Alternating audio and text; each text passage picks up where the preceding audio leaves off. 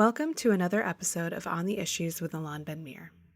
Today's guest is Quynh Nguyen, a blogger and activist who has written extensively since 2006 on environmental and human rights issues in Vietnam. She has been arrested twice for her activism and received a 10-year prison sentence. She was released after 2 years on the condition of exile from Vietnam. In this episode, Alon and Quynh discuss the current political status inside Vietnam and its status in the region, Quynh's experience of activism and persecution, including her arrests and imprisonment, environmental and human rights issues in Vietnam, and what role the U.S. has and can play in supporting democracy and freedom in the country. Well, good morning to you, Quynh Nguyen. I am so delighted, really, very, very happy to host you today on this podcast. It's live, and we are going to try to cover the situation in Vietnam.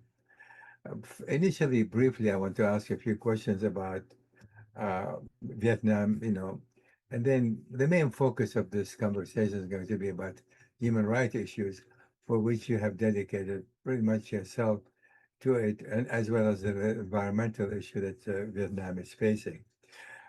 Before that, I would like just to tell our audience a little bit about you.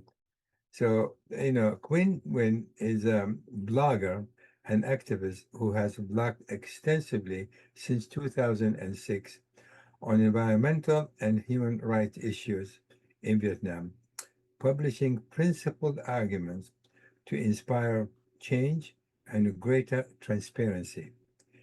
Ms. Quynh co-founded the Network of Vietnamese Bloggers, an independent writers association that encourages members to protect people's rights and freedoms from restrictions and censorship. I want to add just the following, because you pay dearly for what your activities. On October 2016, Quynh was sentenced to 10 years in prison on charges of propaganda against the state. We're going to try to cover that and what happened subsequently. So again, welcome, Quynh, on this program. So let me ask you first to give us just a general view. Where is Vietnam today? What is standing in the eyes of the international community as you see it from your perspective? Yeah. Thank you, Dr. Allen, for like a beautiful word about me. And I'm honored to have a chance to talk to you. It's not about me, it's about Vietnam and it's about the world. Yes. And Vietnam is a country in Southeast Asia. And 5 years ago, if people in US talk about Vietnam, it's the Vietnam War. But Right. now Vietnam is a country where the people know that there's a very beautiful sense, beautiful beach, and we are in the growth economy because when the economists all over the world change, Vietnam is another destination with the investor want to come to invest, uh, to move their stream outside China. So Vietnam is just look like a new and very like young country uh, because of the advertising. So a lot of investors came to Vietnam, and this is my home country. So it's very beautiful, very welcome, very friendly. The problem is the country is controlled by one party, and that is the problem.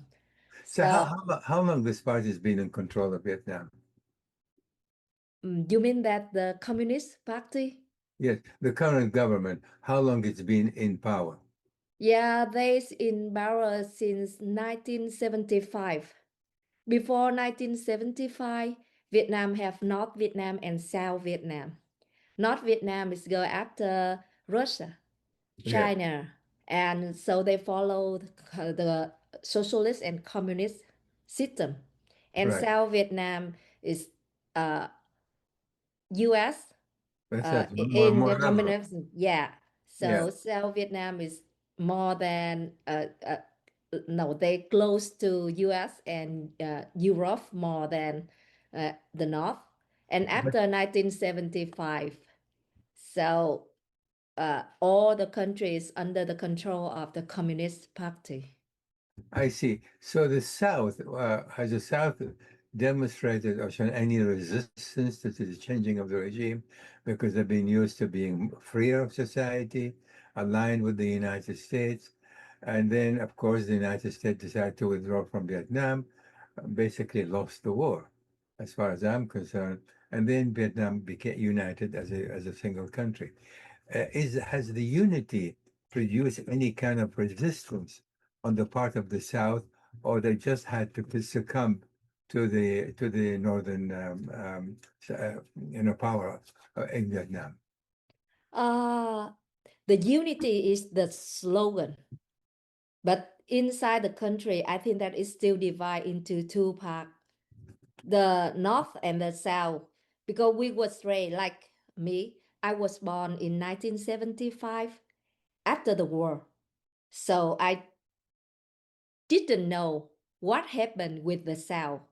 I was raised in the school, and the propaganda system is just like told me that the South is bad.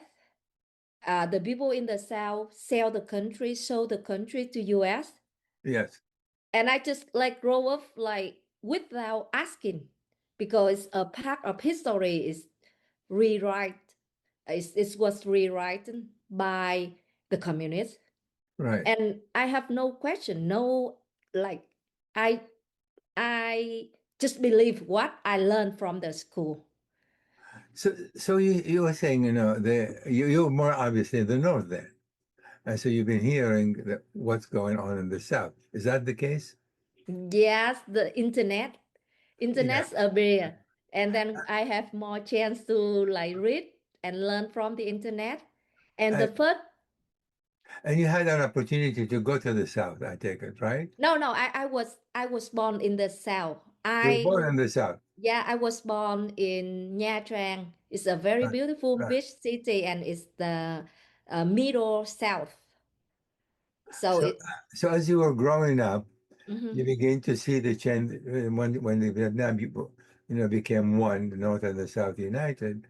You begin to see the change. That is at the age when you were teenagers or older, that actually the the society, the people in the South has to be acclimated or have accepted their lot that is going to be pretty much a communist country. Is that what happened? I mean, was your feeling what you've been witnessing? Was it quite visible, the change that has taken place? Uh, I did not witness anything. When I grow up, the war is end, I and see. no one around me told me what happened. Even my parents, my family, I my see. I uncle, see. because people so scared uh, Yes. of what happened. And with the internet, I have a chance to read in English and from the other country, and I question my mom, what I see. happened with the South? And my mom, like the other people around me, just said that, oh, it's in the past. Right. And then now we have a Vietnam socialist, so we just like I just think about that, and I have no question. I But see. for Yeah. what hap- for what happened to me, so I have a lot of questions, and I think that my problem is a lot. You have a lot of questions.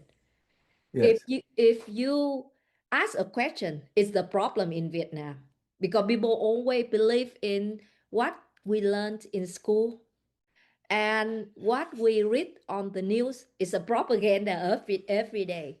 So if you just like critical thinking, and then you ask, oh, how, why, when, what, how it's happened, it means that that's a problem. I see. And now we want to dwell on this a little later.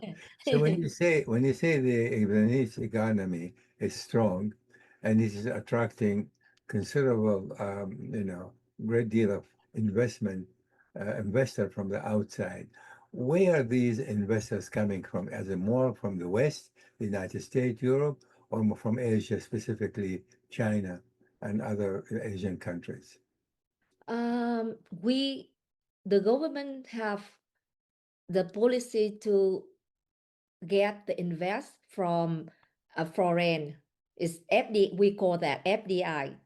And most of them come from China, and these days come from the West. China is invest a lot in Vietnam, Korea, Japan, US. Would that include North Korea? It's South Korea. Only South Korea. Yeah. I see. So you would say that the greater investor is China. Is that what you're saying? Yeah. The investor from China, from US, from EU.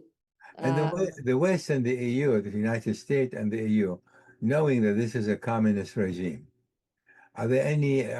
Do they have any problem with that? Or as far as they're concerned, business is business, regardless of who is ruling the country. I think that the investor have their own right to invest, but they have to change the rules. They have to follow the rule when they invest in Vietnam.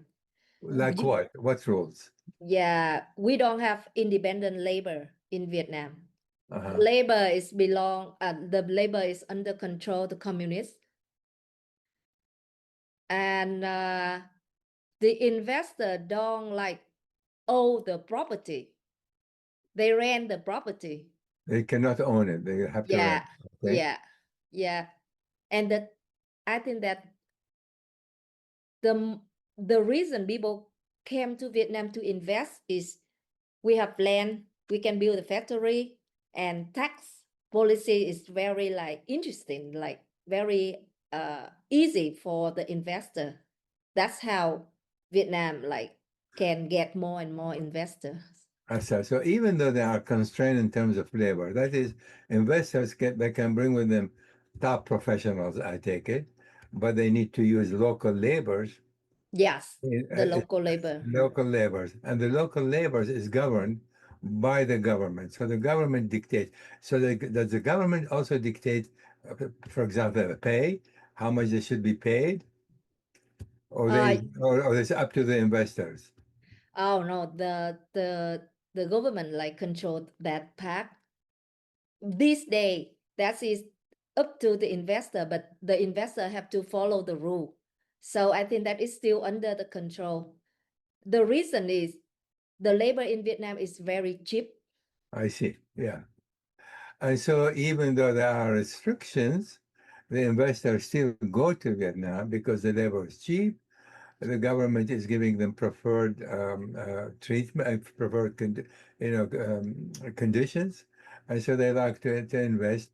So you are saying there's an increased investment from the West, United States, and the EU, and they really do not necessarily care about the government policies in terms of and its treatment of the population itself.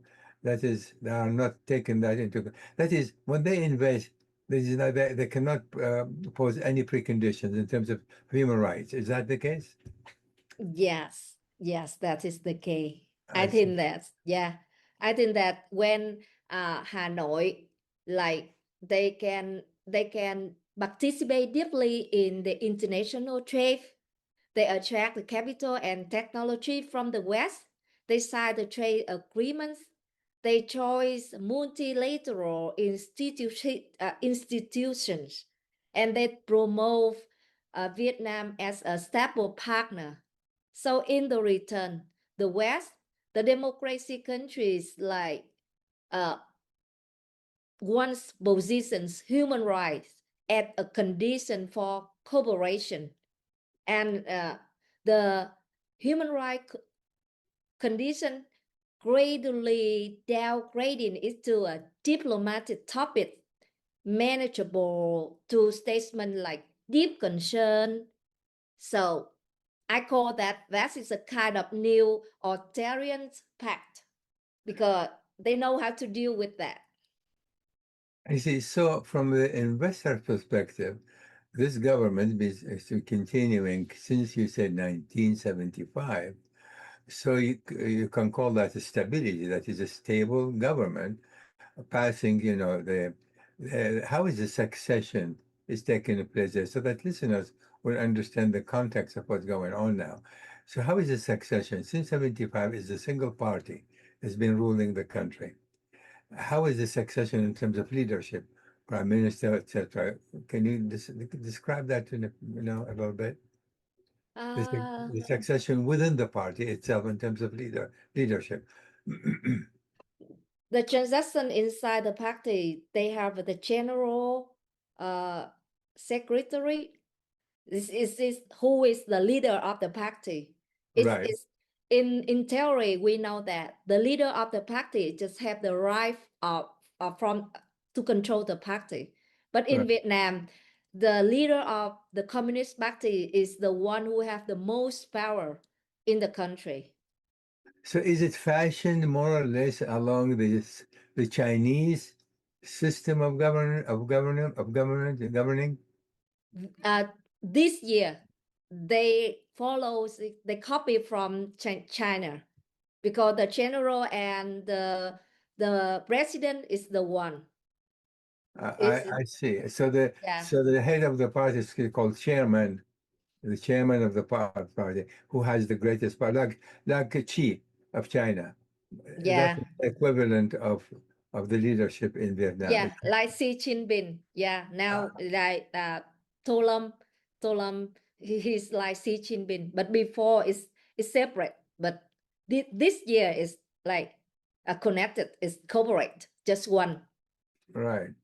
And let me just a couple more questions about Vietnam relation with other Asian countries.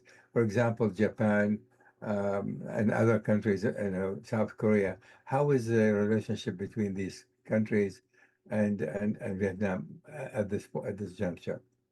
I think that for at least 5 years, within 5 years, Vietnam is close to Japan and Korea, because they change their foreign diplomacy with US, and Japan and Korea is like close to US. So Vietnam is open with Japan and Korea to get more and more uh, economic Investment. benefit, yeah, and investment. I see. But China is the top priority relationship with Vietnam. Okay. And another question, in terms of freedom of movement, you're Vietnamese, you were born there, you end up, I'm going to ask you the circumstances under which you were basically allowed to go. But today, a Vietnamese or non-Vietnamese, can they travel freely to outside Vietnam? The people inside Vietnam, No, Vietnamese, can they travel freely outside to go outside oh Vietnam? yeah, we can travel outside, we can No, travel easily, yeah, no restrictions. no restriction. Oh, Uh, Vietnam, I have to add, like Vietnam is not like North Korea. People have the right to go uh, travel around, travel outside. It's not like North Korea. Right. It's not restricted. And Yeah. when they come back, when they come back to after their visit, say to the West, wherever Europe or United States, are they being questioned, or they just come in and back to their places without any questioning from any intelligence community in Vietnam? They basically can go and come back without being questioned at all upon their return. No, it's depend. If I came to US to visit you, Dr. Allen, it's easy. But if I go to a human rights a seminar, or I attend some activity about human rights, it's it's different, because So they will question. I And see. So how do they know that? Are they following people who leave? So how do they know? For example, you came to the United States and gave a lecture about human rights issues, I and you went back to China. Not you personally, someone like you, because yeah, you have a record there, so you're different in that case. But someone like you, they come in, they get involved in various human rights issues, and they go back. How would uh they know? How would they know? it depends also. If the seminar is public and then you are in that picture or they know about that, I see. especially what the event related to US or EU. Like some of my college, they can go out, but when they go back, they question and then they confiscated passport. If you go like silently, it's okay. Maybe they will fight someday, but it's not exactly what. But they follow all the event, and if you are a human rights activist, you are like being targeted already. I see. Yeah. All right. Well, let's go back to your own experience, which is really fascinating. So you're a blogger, and you've been writing extensively about human rights issues, about the environment. And in 2006, you were arrested, and subsequently you were sentenced to death. Can you tell us, our audience, what did you say, and how was you were caught, and how you've been treated, and subsequently, I know you were released 2 years later. So can you tell what happened? What did you write about? I was arrested 2 times. The first time was on 2009. Back then, my daughter is under 3 years old, and I use my blog to raise the question about a project is bauxite mining in Central Highland. And I raised the question about the environment and how it's go under the China government. And I raised the question about the relationship. But back to the beginning when we started, I told you that internet gave me a chance to learn. And when I started to go back to what I learned from the school, and I figured out that my my first problem is not involved in politics. It's involved in the healthcare system.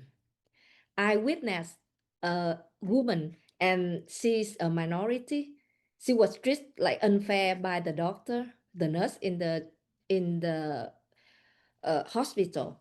And I questioned the doctor, and they said that it's not your business. It's none of your business.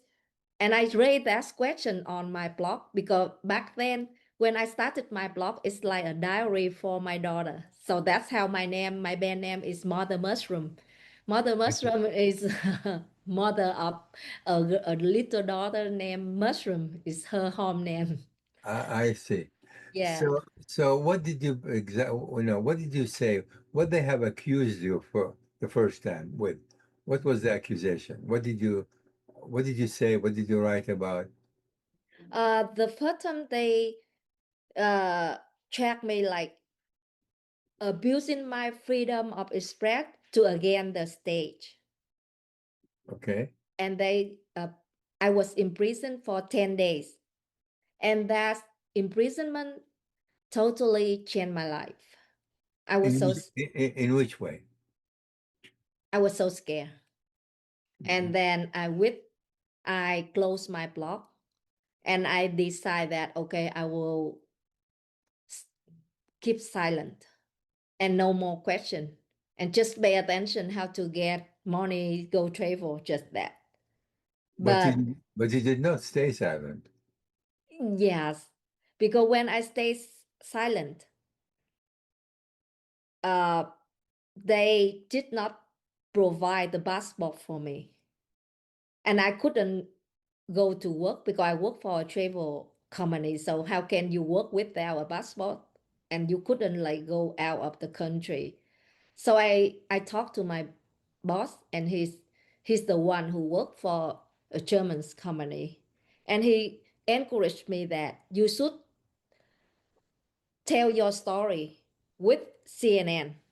And CNN like send the reporter to Vietnam to report my case. And when I appear on CNN interview, I just told my story. But the police, they questioned me after that. Why you say that Vietnam have no human right? And I told them that I did not say that. I just let them know what happened, how you arrest me in the midnight, how can I spend 10 days in prison? And the conclusion is Vietnam have no human rights from Human Rights Watch or it's from CNN for someone. It's not from me. It's just my story. And after that, they provide the passport for me 3 days later. So I realized that, oh, freedom of spread that I learned from Vietnam Constitution is not that. So I decided to quit my job and to learn how to become an activist. That is the first time. And the second time I was arrested more than that, but and it's like I using my social media to propaganda. This time it's like propaganda to against the state. It's not abusing like the first time. So the second time, yeah, it's more like important. I see. So can you tell us what was the second time? What did you say? You wrote a blog, or blog, several blogs for that matter. What did you say that prompted the government not to arrest you, and subsequently you were sentenced to 10 years imprisonment, albeit you were released much earlier than that? What it is that we said that urged the government prompting your arrest? For the second time, I quietly, because I have my son. He's 3 years old at that time, 4 years old at that time. So I work like underground. It's not like on the stage there before. But I have a connection with U.S. Embassy, EU, and a lot of embassy. And I want to have the other because I can speak English better than them. And the document to sentence me is they printed all my Facebook page, my status on Facebook, that I raised a question about the sovereignty, the relationship between China and Vietnam, and this a lot of, it's like more than 5,000 page they printed out.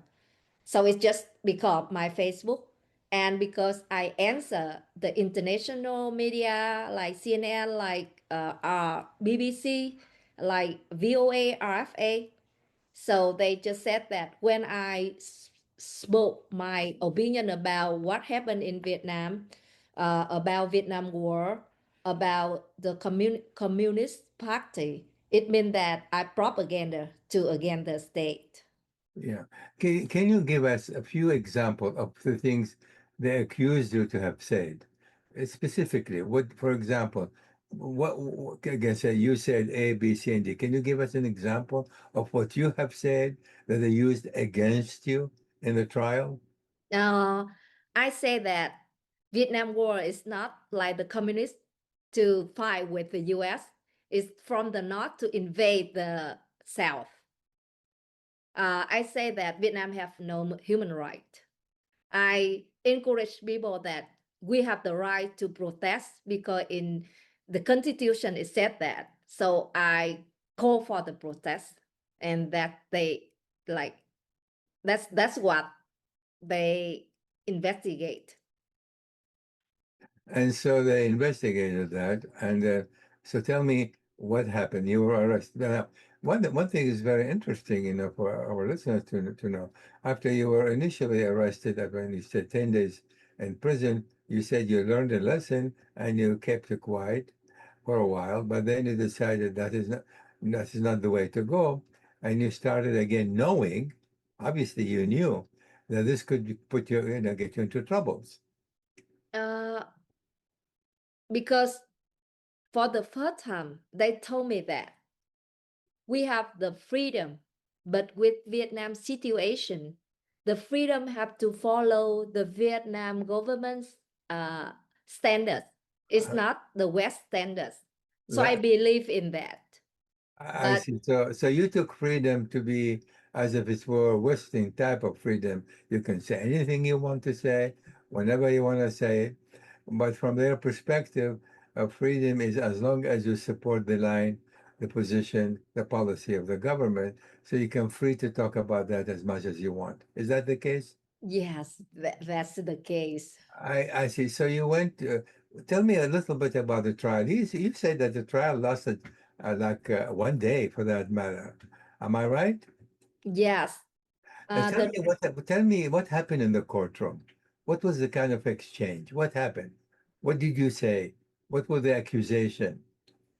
In the courtroom, my my lawyer don't have a chance to talk to me before.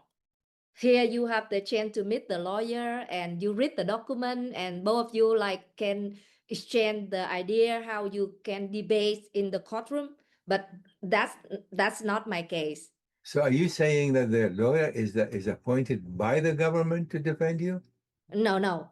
The You lawyer is the lawyer I want. My you mom. wanted, and you did not have time to have a conversation with the lawyer about what kind of defense you're going to prepare for, what kind of that did not happen. Why that did not happen?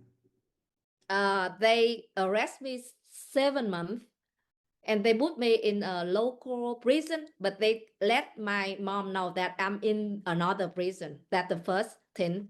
And they said that because they sentenced me with the security law, the national security law. So I don't have the right to have the lawyer. And under the US pressure, I can meet my lawyer 2 days before the trial happened. I see. And my lawyer said that even him couldn't get the document from the court. And they asked them have to do many procedure, have to go into a lot to get what they investigate. So we don't have time to talk about that. I Even see. in the courtroom, I don't have the right to talk with my lawyer. They sit in another table. I'm here, and the judge just asked, oh, that's what happened, that's what happened. And my lawyer, one of my lawyer, I still remember, he said that, oh, on this day when said that, and this is the people, the government asked them to examine my opinion, to check on my opinion. So their opinion is my words, my sentence, my writing, my speech against the law. So my lawyer want to like summon that person in the courtroom so he can ask the question, how can you examine another person opinion? But the court said that it's not happen. And the people uh, the people from the government said that they will not like debate with my lawyer. So it's just like my lawyer said that, oh, according to that, this is my opinion, and no debate. It just it's have the So basically, it was nothing more than a formality. There is a court, there's a session, there's very limited discussion. Is the just that we understand how that works. So what about the judge? Is the judge sitting quietly? Has the judge said anything? Has the judge asked you a question or asked the attorneys questions? yeah. The judge asked me 2 or 3 questions, but when I tried to debate with the judge, and he said that, oh, we don't need to say that. Oh, we don't need to say that. You don't have the right to say that. He stopped me many times. Even though the judge asked you the question, they basically did not want to hear the answer. Is that what he's saying? Yes, the judge don't want to hear anything from me. You the in the Vietnam courtroom system, you have to know that the police is the one who have the role very important. They will arrest you, so they sentence you, and they send that sentence to the prosecutor, and prosecutor follow that sentence to give you the verdict. And no, it's not the verdict. It's The sentence, you mean? yeah, the sentence statement. And Yeah. then you your lawyer have to debate with the prosecutor. But prosecutor in my case, they said that they will not debate with my lawyer, and the judge is just follow the rule. It means that the rule from the police, and my sentence is my sentence is not inside the judge. It's from the party. It's from Hanoi. It's mean from the capital. So they have the sentence before the courtroom is just like a show, and then they can show people that I have lawyer, I have they ask me and I answer. But even my mom, she couldn't like attend the courtroom. They said that they have no space for my mom. But I, inside the courtroom is police, and the people I know that they work for police, and they are full of the room. And my mom and U.S. embassies and EU delegation have to watch me from another room. But when the judge says something, you can hear it very clearly from that room. But when I spoke, you couldn't hear anything. It's just it's have problem with the light. So that's how it's happened. so this is pretty much like a charade. This is more a formality. You went to the court, you spend hours there, and the judge asks you a question, but he doesn't really want to hear the answers. He's listening to the prosecutors more than he's listening to your defense attorney. And the judge basically then make a decision and issue the sentence. How did that happen? What happened after everybody spoke? Prosecutor, your attorney, you've been trying to answer some question. Then what happened? Then they just gave the statement that, oh, from what they learn, from what they hear from this day, I was sentenced up to 10 years because of what I wrote and what I speak in public. My mom, she know that I was sentenced to 10 years before the the the court happened, the trial happened. I see. And so when the prosecutor ought to be to execute the order of the judge, you did not have a chance to negotiate with the prosecutor. Basically, I tell you, this order came from the central authority. I don't have authority to change it, and you were sentenced to 10 years. Is that the case? What No, happened? they will not say that. They will not say that it came from the capital. They will not say that. They just said that you violate the law.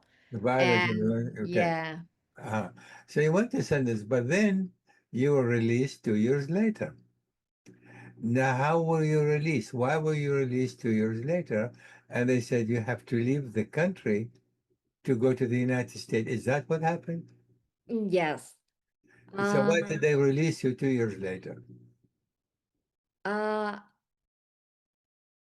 I was they moved me. They transferred me from the south to the north prison. The first thing that they met my family is very like in the very difficult condition to go to visit me. And you know that from the south is warm, the weather is warm, but you have to move to the north, it's very cold. It's just a way they want you to like it's hard. And then To suffer, yeah. yeah, and to be suffer. And then one day, because I was on hunger strike several times in the prison, and the international community outside, the German's embassies, EU delegation, and US, like concerns about my case. And my mom worked together with my college because I'm the founder of the Vietnamese Blogger Network. So they raised a campaign to release me.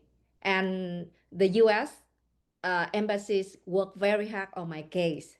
So I was really, because of the pressure of foreign policies. I see. So, but obviously you're not alone. There were others that have been arrested and sentenced too. Why the United States Embassy in particular got involved in your case? Uh, I think that because they know me before. I see. I advocate for many human rights case in Vietnam. I made the report public So, or like underground, and they know me. And back then, U.S. and Vietnam relationship is going to change. It means that it's more tight, it's more close. And Vietnam arrest me. They just want to show to China that the people who are against China inside Vietnam, like me, because I'm against China, will be arrested first. That is what is happened. And because I got some international award on human rights advocacy, and because of my activities, so I think that I'm on high profile, and a lot of people work on my case. I see. So the embassy, American embassy in Hanoi, heard of your situation. They know about your advocacy about human rights, about the environment, and Vietnam actually wanted to improve its diplomatic relation with the United States. They wanted also more American investment, and so basically, can we say that you were actually released because of political consideration on the part of the Vietnamese government? I think so, because at that time, human rights is the condition to to to for Vietnam to get the benefit on economics. They often like arrest human rights activists and then they release it to get some benefits. Yeah. So but And this way, you curry favor with the United States. Basically, arrest human rights activists, then they release them. The United States requesting their release, and in this way, they try to improve the bilateral relation with the United States. Is that what it's happening? It's been happening. Is this continue to happen? yeah, it still continue to happen, but they's more clever. They did not release the human rights activists now because they have another position. I see. Yeah. Okay, let me switch to the other subject. That's a human right. Of course, that's obviously it's daunting. It's painful, but you also wrote about the environment.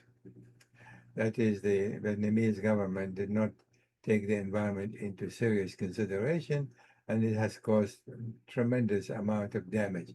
Can you tell us about the situation that you got involved in, wrote about, and what has that ignited?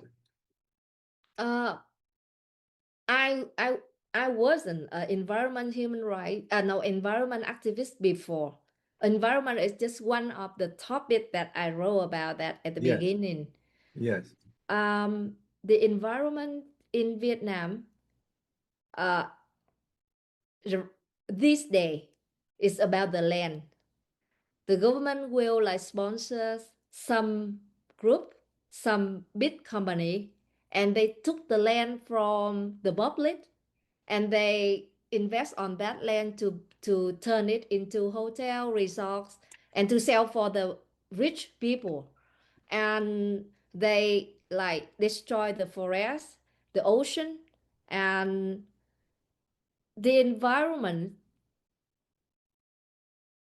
When they arrest me, they pointed me like a political human right, and they leave the other work for environment, so they can show to international community that, oh, here the people who are work on environment is safe.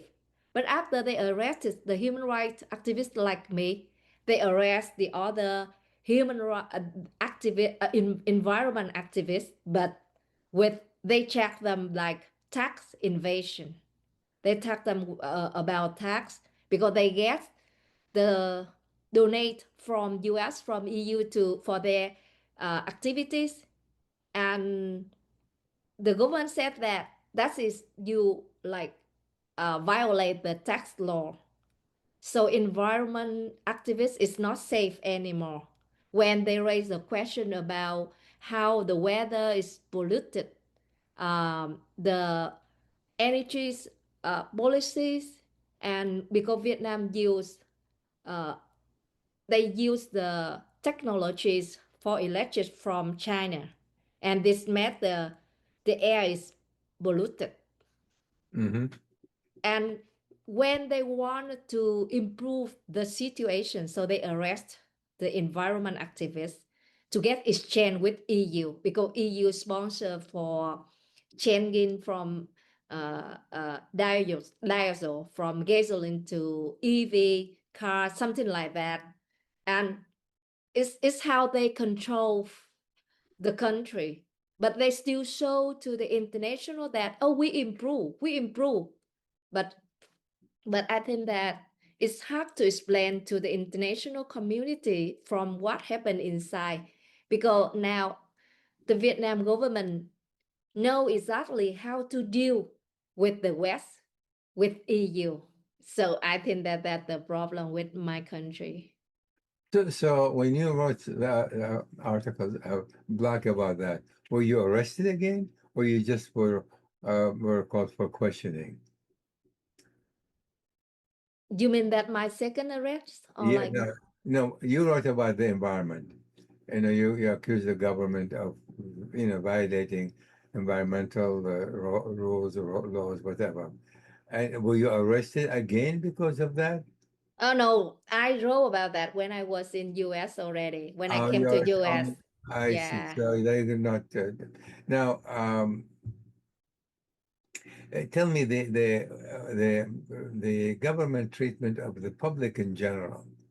Of course, this is a communist regime. There's very little tolerance, and we spoke quite a bit about the freedom of the press. And obviously, there is no such thing as the freedom of the press, albeit there is the press. So, how much leeway the press have? Do they have just to sing the song of the government, or there's any leeway they can actually report on certain things without being punished or being basically shut out? Tell me a little bit about the press in Vietnam. We have more than 700 newspaper and media organization, and one of them, but they was controlled by the generals. Uh, I don't, I will need to remember but the word, but they were controlled by the Communist Party inside in the capital, and of course the newspaper can like produce news every day, but the mission of the newspaper is propaganda. They wrote it, they said it very clearly. News and media is used for propaganda, the Communist Party policy. So that is the first mission. So it means that you can get the news what happened every day in the country.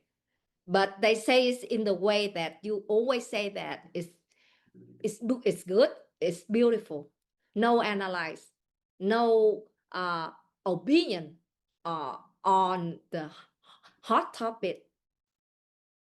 So, It means that I shouldn't say that it's sing a song from the government, because they will deny that, but it's like they sing a song from the so if I government. understand, yeah, if I understand you correctly, some of these media outlets, maybe the vast majority, is owned by top officials of the government.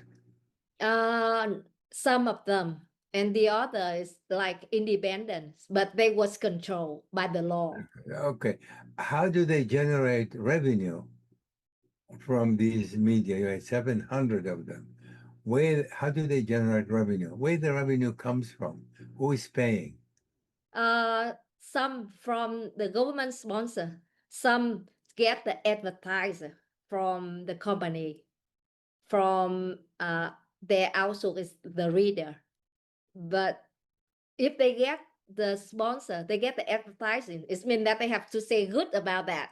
It's mean like Vingroup is very big, the biggest company in Vietnam is a is a private owner, but they have the full protected like it's the state company, because they sponsor. So it's the way it's work. Like if you pay for that for the newspaper, so all the bad news about you don't appear on newspaper.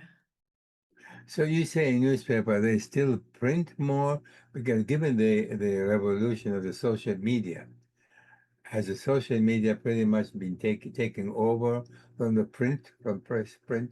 or how is it working still? Or people just buy still a newspaper? By and large, to what extent the public switch to more and more to social media in Vietnam? Uh, I think that they use social media, even the printed version also, and uh, because they are professional media, so they know how to turn every problem into easy way to understand. But for propaganda, so they use Facebook, YouTube also, and that's kind of propaganda. Is they publish a lot of good news, and the bad news is have nothing, because you have 1,000 good news, it means that just one bad news is okay. That's how it's work with the propaganda system. I see. So let me give you an example. When you go here in the United States, anywhere you go, people have their cell phone. It's like a Bible. Everybody is looking at their cell phone. How the proliferation of cell phones in Vietnam, how extensive is it? Oh, a lot of people have cell phones. Uh-huh. So that is how they control. This is the way they control the social media. I see, When yes. when you say something against the government, they will not arrest you immediately like me before, but they will check you. You have to pay money. 5 million, 7 million and a half. It's mean more than 100. I know it's around $300, and you have to pay for that. The first time, the second time is go double, and the third time you will be arrested. I see. The police is go follow every comment from the people, and they screenshot and they question you. So you just see, like, if you come into the government page, they limited your comments also. But if you say something bad about the police, they will screenshot that and they will check you. You have to pay money for saying bad about police. So even you have a cell phone to get the news, but it's just only the good news.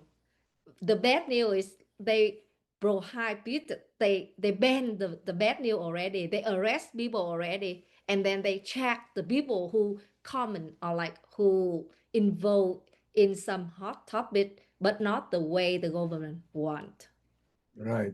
Now, just a question one before I said the last question about the, you said there's a increasing and substantial economic development in Vietnam because the government is open to foreign investment. How is the average Vietnamese? Are they, I mean, is there significant middle class? Are they more poor than middle class? What is, in a general picture, if you can describe that in a few sentences? It's complicated. Yeah, try we to simplify yeah it a little bit. yeah it's just like we want democracy, we want freedom of express, we want freedom of expression, and we want freedom of press. But in another way, they uh, most of them don't want to fight for that, so they wait. Like when they read the news, they wait, like they wait for US President Donald Trump to fight with China, and when Trump can make China crack down, it means that the Vietnamese communists will crack down too, so they believe in that, so they support. So if you ask me like right or left or middle right or middle left, it's not in Vietnam, because it's just like no right no left. It's yeah. Well, if they count on Trump, they are making a mistake. I think that Trump could not care less about human rights issues in Vietnam. Trump cares more about his own Yeah, himself. population than himself. So that's the wrong person to count on. Just if you can tell me, was it any different with the say with the Biden administration? Was the Biden administration more forceful in trying to correct some of the human rights abuses in Vietnam, or just pretty much the same as it is today under Trump? I think that No, we shouldn't say like Biden or Trump. We shouldn't say the policy between the Democrat and Republican. And the way Democrat try to contribute for another country is education, the raise awareness about democracy, and they support the democracy movement inside the country by gave some tool, like you have the chance to go how to become an activist. You have to a chance to go how to become a uh, a journalist. A real journalist is not propaganda journalist, and they will be there to stand for you. It's been that the policies of Democrats to support the democracy in the country like that. But with the Republican, uh, human rights situation is a condition to like to exchange. It means Right. that it's happened, and then they they really don't care how to support the inside community to raise awareness to fight for democracy. So the way they they support the democracy is different. I call that the rape, the carrot, the stick and the carrot. The carrot, yeah. Yeah, if the Democrats gave you the carrot and the other gave you the stick, so Right. if it support each other, it's even who is the president, but if the policies it will work. But So, these so, days, so I agree the Democratic administration is more helpful when it comes to human rights issues in Vietnam because they support democratic movement, they support free speech, they support basically, and so there is obviously a difference. So just last word, I can't believe it's already 1 hour. Just a few more last word on your part. What is your message? What kind of message you want to impart uh, to the Vietnamese people, to whoever is listening to this conversation? What is your message? if I have any message to my Yeah, fellow citizen inside the country, because I yeah. think that I will share this podcast to them on my channel also, I will let them know that even in the darkest moment, we are not alone. I still have you, Dr. Allen. I can reach out you to spread the news or to ask for your opinion, to ask for your help anytime. The international community is still be, behind us, stand with us. But for the darkest moment, we have to like put more effort, and we have to figure out. It means that we have to change ourselves first. We have to learn more. We have to know and learn a lot of tactics to keep us safe and uh, working effectively. And for the international communities, I know that in this situation, the human right is not the first priority problem. But if we lose our belief, if we stop, if we don't fight anymore, the world will get worse. It's not better. And we going through all these things because we fight. We continue to fight. We continue to believe. We continue to support to each other.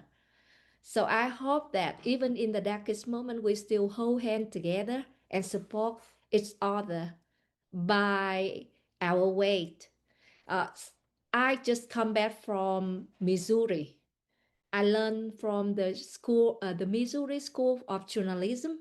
I love the way the American build the communities where people can contribute, where people can give their support by their own way. Owner rest the restaurant owner can support us with the free lunch, and our professor can support us with some fellowship.